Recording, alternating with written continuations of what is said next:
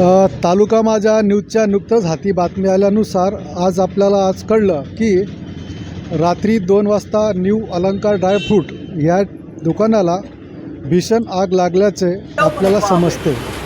या दुकानाचे मालक आपल्यासोबत आहे, परंतु मी असं सांगू इच्छितो की पाचोरा शहरामध्ये असे अनेक ठिकाणी रात्रीच्या वेळेस शॉर्ट सर्किटमध्ये अनेक दुकानं जळण्याचं आपल्याला निदर्शनात आलेलं आहे।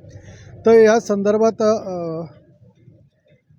MECBने याकडे कसं लक्ष द्यायला पाहिजे की वायरिंगमध्ये काय प्रॉब्लेम आहे का काय, असं या पद्धतीने।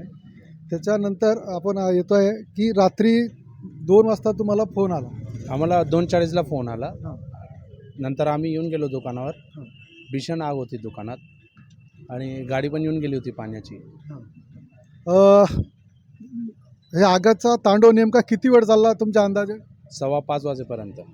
2:40 वाजेपासून रात्री तर सकाळी 5:15 वाजेपर्यंत या ठिकाणी अग्नितांडव चालू झाला। आणि ह्या अग्नितांडवमध्ये अक्षरशः आपण बघू शकता की हे दुकानाचा रांगोळी झालेली आहे। अंदाजे रक्कम यांनी सांगितल्याप्रमाणे 20 ते 25 लाखापर्यंत नुकसान झालेलं आहे।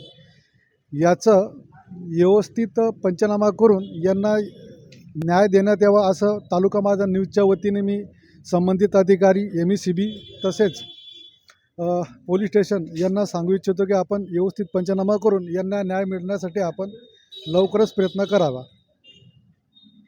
धन्यवाद। चालेल, धन्यवाद। तालुका माझा